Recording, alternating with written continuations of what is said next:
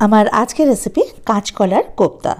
এটা খেতে খুবই সুন্দর হয় আর খুব কম উপকরণে খুব সহজেই এই কোপ্তাটা বানিয়ে ফেলা যায়। যারা কাঁচকলা খান না তারা এভাবে করে একবার কাঁচকলা কোপ্তা রান্না করে খেয়ে দেখুন, আশা করা যায় যে খেতে খুব ভালো লাগবে। তো চলুন দেখে নেওয়া যাক যে রান্নাটা আমি কীভাবে করছি।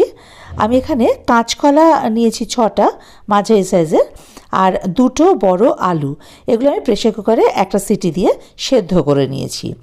এবারে এটা ঠান্ডা হয়ে গেলে এই কাঁচকলা আর আলুর খোসাগুলো ছাড়িয়ে নিয়েছি। আর কাঁচকলা খোসাগুলো কিন্তু আমি রেখে দিয়েছি এটা দিয়ে আর একটা রেসিপি তৈরি করব বলে, তো সেটা আমি পরে আপনাদের সঙ্গে শেয়ার করে নেব। তো এবারে এই আলু আর কাঁচকলাটা এটা মেখে নিতে হবে। তার জন্য দিয়ে দিলাম স্বাদমতো নুন। আমি এখানে 1 টিস্পুন নুন দিলাম, 1/2 টিস্পুন হলুদ দিয়ে দিয়েছি, লঙ্কার গুঁড়ো দিলাম 1/2 টিস্পুন ঝালের জন্য। আপনারা যে যেমন ঝাল খান সেই অনুযায়ী লঙ্কার গুঁড়ো দেবেন। চিনি দিলাম 1 টিস্পুন। আপনারা যদি মিষ্টি খেতে না চান সেক্ষেত্রে এখানে কিন্তু চিনিটা স্কিপ করতে পারেন। দিয়ে দিলাম পেঁয়াজ কুচি। এখানে 2টো মাঝারি সাইজের পেঁয়াজ আমি বেশ মিহি করে কুচিয়ে দিয়েছি। আর এখানে ওই 5-6টা রসুনও খুব মিহি করে কুচিয়ে দিয়েছি। দিলাম আদা বাটা 1 টিস্পুন। আপনারা কিন্তু এখানে আদা কুচিও দিতে পারেন, আমার কাছে বাটা ছিল তাই দিয়ে দিলাম। বেসন এখানে আমি দিয়েছি 3 টেবিল স্পুন, একটু উঁচু উঁচু। তা খেয়াল রাখবেন বেসনটা যেন খুব বেশি দেওয়া না হয়, কারণ বেসনটা তো বাইন্ডিংয়ের জন্য দেওয়া হয়। তো সেক্ষেত্রে এখানে আলু সেদ্ধও দেওয়া রয়েছে। তো বেসন যদি আমরা খুব বেশি দিয়ে ফেলি তাহলে কিন্তু বড়াটা শক্ত হয়ে যাবে, ঝোল ঢুকবে না। এই যে দেখুন একটু এরকম নরম টাইপের হবে এই মাখাটা। এবারে তো কোপ্তাগুলো তৈরি করার পালা। তার জন্য ওভেনে কড়াই বসিয়ে তাতে বেশ পর্যাপ্ত পরিমাণে সাদা তেল দিয়ে দিলাম। আমি রান্নাটা সাদা তেলে করছি, আপনারা চাইলে সর্ষের তেলে কিন্তু রান্নাটা করে ফেলতে পারেন। তেলটা যখন গরম হয়ে যায় ভালোভাবে তখন ফ্লেমটা আগে মিডিয়ামে করে দিয়ে তারপরে ওই মেখে রাখা কাঁচকলা থেকে একটু একটু নিয়ে এরকম একটু চ্যাপটা চ্যাপটা বড়ার আকারে দিয়ে দিলাম তেলের মধ্যে। আপনারা যে যেরকম শেপ দিতে চান সেরকম আর কি শেপ দেবেন।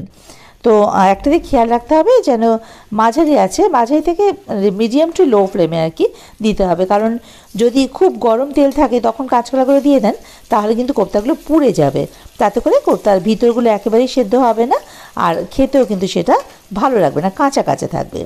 তো এই যে দেখুন একটা সাইড যখন হালকা রং ধরবে তখন এই কোপ্তাগুলোকে এভাবে করে উল্টে দিতে হবে। অপর পিঠটাও এরকম কিছুক্ষণ রেখে দিতে হবে ওই মিডিয়াম টু লো ফ্লেমেই। দুটো দিকেই রঙটা ধরা অবধি অপেক্ষা করতে হবে। যখন দুদিকে এভাবে হালকা কালার ধরবে তখন কিন্তু ফ্লেমটাকে বাড়িয়ে দিতে হবে। এবারে হাই ফ্লেমে ওই কয়েক সেকেন্ড বড়াগুলোকে উল্টে পাল্টে একটু ডিপ ব্রাউন করে ভেজে নিতে হবে। একবার ভাজা হয়ে গেলে ওই ডিপ ব্রাউন করতে খুব একটা বেশি সময় লাগে না, জাস্ট কয়েক সেকেন্ড লাগবে। তবে আগে কিন্তু ওই মিডিয়াম টু লো ফ্লেমে বড়াগুলোকে ভেজে নিতে হবে। এই যে দেখুন এগুলো ভাজা হয়ে গেছে। এবারে এগুলো তেল থেকে ছেঁকে তুলে অন্য একটা পাত্রে নামিয়ে নেব।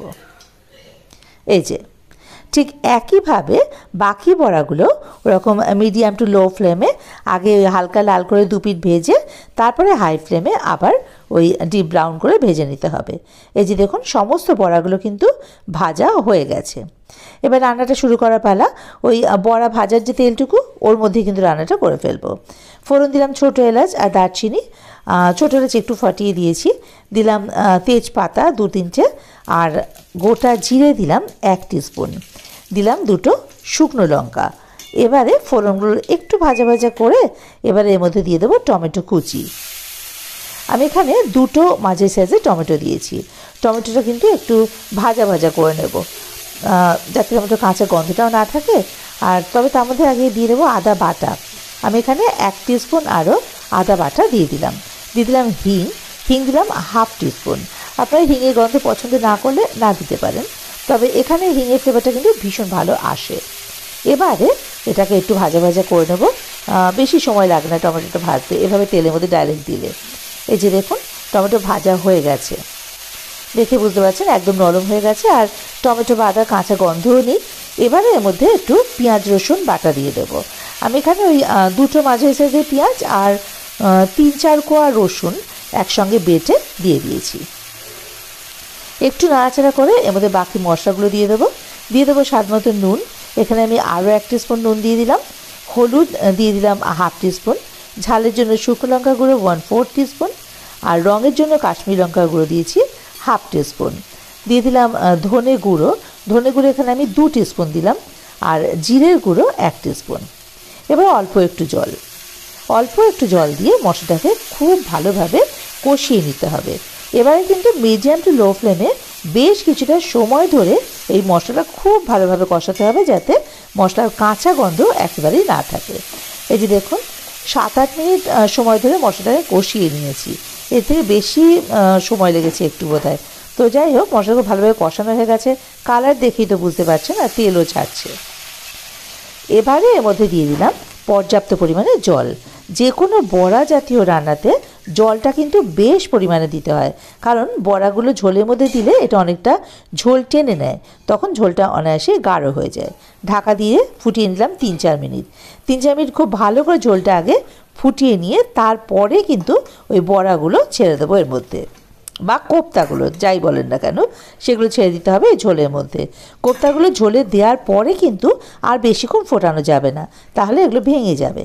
এই যে দেখুন, এবার দিয়ে দিলাম পিঠালি, মানে ওই 1 টিস্পুন আটা একটু জলে গুলে দিয়ে দিলাম। পিঠালি দিলে না ঝোলের ঘনত্বটা খুব সুন্দর আসে।